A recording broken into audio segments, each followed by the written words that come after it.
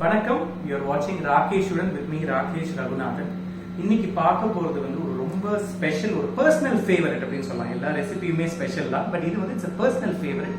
சிதம்பரம் கோஸ்து.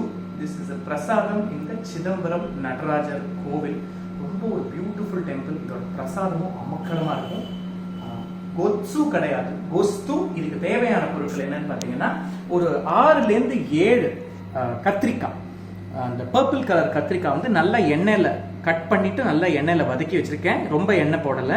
ஒரு 3 table spoon அளவுக்கு தனியா, 2 டேபிள் ஸ்பூன் அளவுக்கு கடலைப்பருப்பு, ஒரு 5 மிளகாய், either குண்டு மிளகாய் ஒரு நீட்டு மிளகாய் போடலாம்.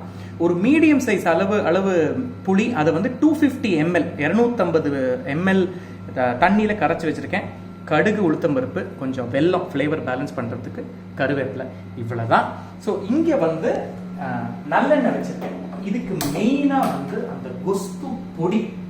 That's what is very very important. That's what is the most flavorful thing in this Gothsu அப்படினே சொல்லலாம். இந்த பொடி வந்து it is not just for the Gothsu. Subsequently நீங்க வந்து ஏதாவது பொரியல் பண்றீங்க அந்த மாதிரி நான் கூட லைட்டா அந்த ஒரு மேஜிக் கிரியேட் பண்றதுக்கு you can add that பொடி. So first எண்ணெய் இங்க நான் ஏற்கனவே கொஞ்சம் சூடு பண்ணி வச்சிருக்கேன். இந்த கடலை பருப்பு இதுல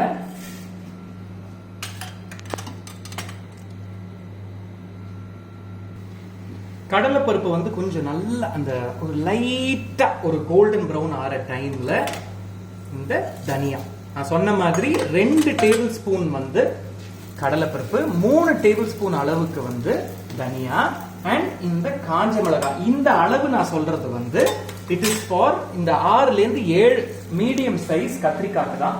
உங்களுக்கு என்ன கத்திரிக்காய் கிடைக்குதோ நீங்க போட்டுக்கலாம். நீங்க வெள்ளை கத்திரிக்காய் வேணாலும் போடலாம், இல்ல பச்சை கத்திரிக்காய் போட்டுக்கலாம், ரயில் கத்திரிக்காய் போட்டுக்கலாம், அந்த பெருசு வேணா கூட போட்டுக்கலாம். But you get the measurement இல்லையா? கிட்டத்தட்ட ஒரு 6 to 7 அண்ட் இந்த அளவுக்கு நம்ம அது வதக்கினோம்னா கிட்டத்தட்ட இந்த அளவு வச்சுக்கோங்களேன். ஸோ ஃபர்ஸ்ட் இது நல்லா வதக்கிக்கணும். இது கொஞ்சம் ப்ரௌன் ஆகணும். ஸோ இது வந்து இப்ப நீங்க பாத்தீங்கன்னா it's become a lovely brown. இதை நான் தனியா எடுத்து வச்சிடுறேன். எடுத்து வச்சுட்டு கொஞ்சம் கூல் டவுன் பண்ணிட்டு இதை நல்ல ஒரு பொடியா அரைச்சிக்க வேண்டியதுதான். முதல்ல கொஞ்சம் எண்ணெய் ஜாஸ்தி தான் நான் யூஸ் பண்ணியிருந்தேன் இருக்கு. பட் இதுல இருந்து இந்த வறுத்த பருப்பு தனியா எடுக்கும் போது எண்ணெய் இன்னும் அதுல அப்படியே இருக்கும். அதுல அந்த கத்திரிக்காய் போட்டு வதக்கணும்னா வாசம் இன்னும் பிரமாதமா இருக்கும். பவுடர் நீங்க பாத்தீங்கன்னா இது வந்து ரொம்ப நான் ஃபைனா அரைக்கல. If you look at the consistency, கொஞ்சம் அந்த கொரன்னு தான் அரைச்சிருக்கேன்.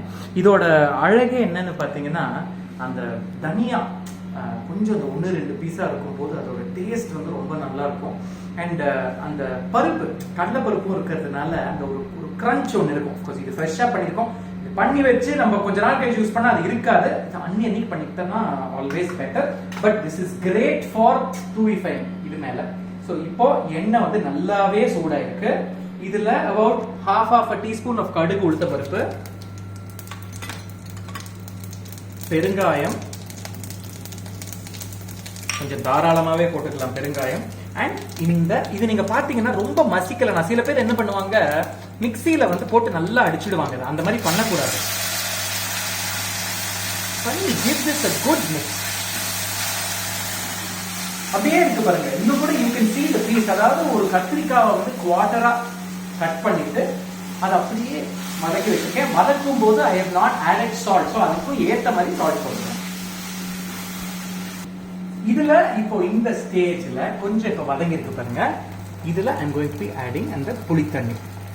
இது நான் சொன்ன மாதிரி ஒரு மீடியம் சைஸ் எலுமிச்சம்பழம் அளவு, அதை வந்து ஒரு 250 ml தண்ணியில. நான் உங்களுக்கு வந்து இது கொஞ்சம் திக்கா வேணும்னா இது நான் கொஞ்சம் தண்ணியா பண்ணியிருக்கேன். இன்னும் போக போக திக்கன் ஆகும் அதுவே.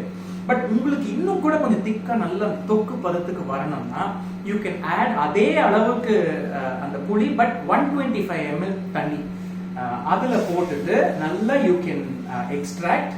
இந்த மாதிரி மிக்ஸ் பண்ணோம்னா நல்ல ஒரு கொதி வரணும்.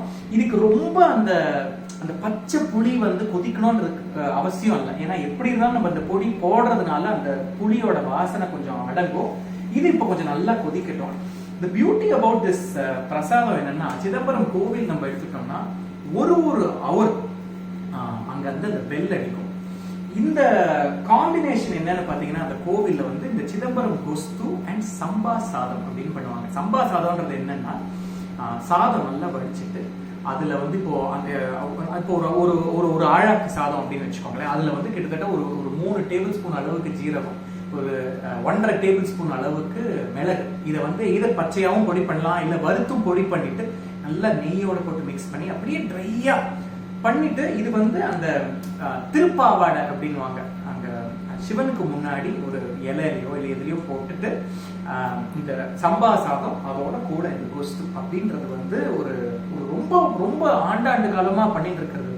அங்க அந்த தீட்சிதர்லாம் இருக்கும்போது நைஸா அது பண்ணதுக்கு அப்புறம் முடியாது கொஞ்சம் குடும்பம் அப்படின்னு சொல்லி நாங்கெல்லாம் சாப்பிட்டுருக்கோம். But for me it's a personally it's a very very favorite temple. I've had some amazing moments there. நான் நிறைய ஷூட் பண்ணியிருக்கேன். அந்த ரீஜன்ல இருக்கிற, அதாவது அந்த சிதம்பரம் ஏரியால இருக்கிற உணவை பத்தி ரிசர்ச் பண்ண போகும்போது தான் எனக்கு இந்த சிதம்பரம் கொஸ்து பத்தி தெரியும். நான் கூட சிதம்பரம் கொத்சு அப்படின்னா கிடையாது, அது கொஸ்து அப்படின்னு சொன்னாங்க. ஸோ இது இன்னும் கொஞ்சம் நல்லா கொதிக்கணும். இது நல்லா பாருங்க கொதி வந்திருக்கு. இப்போ இந்த ஸ்டேஜ்ல வந்து உப்பு, எய்தர் கல்லுப்பு ஆர் ரெகுலர் உப்பு ஆட் பண்ணிக்கணும்.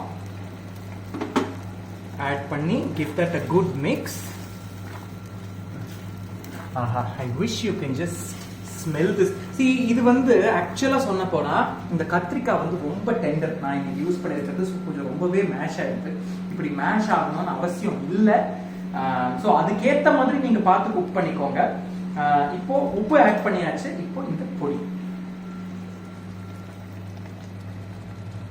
மொத்தம் ஆட் பண்ணி give that a good mix. இப்போ இந்த பொடியை ஆட் பண்ணும் போது உங்களுக்கு வந்து கொஞ்சம் இன்னும் அந்த ஈரப்பதம் வந்து அந்த பொடியில வந்து நல்லா இழுத்துக்கும்.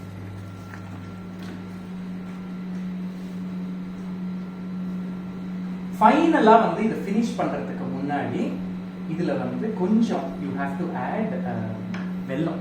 ஏன்னா இந்த பொடி நம்ம ஆட் பண்ணிருக்கோம் இல்லையா, இட் ஹேஸ் டு பேலன்ஸ். ஏன்னா கோவில்ல வந்து அவங்க பெருசா அந்த பண்ணும்போது எப்பவுமே, அதாவது ஸ்வீட் பண்ணும்போது நம்ம அந்த புக்கில் இருக்காது, பட் ஸ்வீட் பண்ணும்போது கொஞ்சம் ஒரு உப்பு ஒன்று ஆட் பண்ணாதான் அந்த ஸ்வீட்னஸை தூக்கி கொடுக்கும்.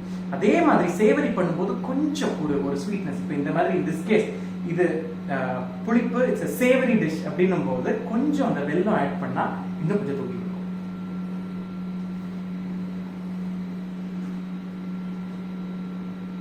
இது if you look at the consistency now, நல்ல ஒரு ஹல்வா மாதிரி, ஹல்வான்னு சொல்லக்கூடாது, பட் அப்படி எடுத்தா அப்படி திரண்டு வர மாதிரி இருக்கு பாருங்க. அண்ட் இஃப் யூ நோட்டிஸ் நம்ம அந்த கத்திரிக்காயில் ஆட் பண்ண அந்த எண்ணெய், அப்புறம் தனியா இதுக்குன்னு தாளிக்கும் போது ஆட் பண்ண எண்ணெய் எல்லாம் ஓரத்தில் அப்படி வருது பாருங்க. So that means this is done.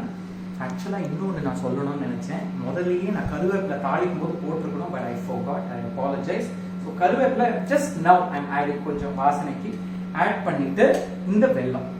Okay, வெல்லம் இஸ் ரியலி ப்ரிஃபரன்ஸ். வேணும்னா நீங்க ஆட் பண்ணலாம். எனக்கு ரொம்ப பிடிக்கும் பிகாஸ் எங்களோட ஆன்செஸ்ட்ரல் ரூட்ஸ்ல வந்து there is வெல்லம் that is added to anything and everything. So this Chidambaram கத்திரிக்காய் கொஸ்து is ready. டேஸ்ட் பண்ண போறேன்.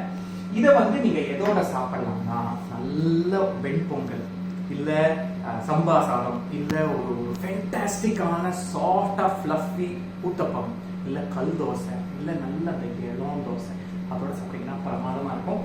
அடுப்பை அணைச்சிடுறேன். ஒரே ஒரு மிக்ஸ் பண்ணிட்டு, ஏன்னா அந்த வெல்லம் நல்லா மிக்ஸ் ஆகணும். அடுப்பை அணைச்சாச்சு. Now I am going to taste this.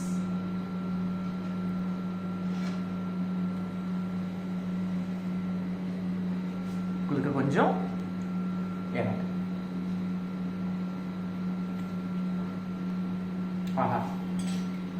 the blend of flavors is just magical. கொஞ்சம் காரமா தான் இருக்கு, பட் ஏன்னா அந்த ஃப்ரெஷ் பொடி அப்படின்றதுனால கொஞ்சம் அடங்கும். அண்ட் இந்த கொஸ்துவை பொறுத்த வரைக்கும் ஊற ஊற ஊற தான் டேஸ்ட் பிரமாதமா இருக்கும்.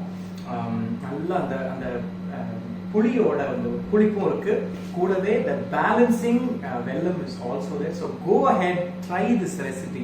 இந்த மாதிரி நிறைய ரெசிபிஸ் இருக்கு என்னோட டாக்குமெண்டேஷன்ல. கோவில் ரெசிபியா இருக்கட்டும் இல்ல ட்ரைபல் ரெசிபிஸா இருக்கட்டும், அந்த மாதிரி நிறைய இருக்கு. எங்களோட வாட்ஸ்அப் ப்ராட்காஸ்ட் இருக்கு.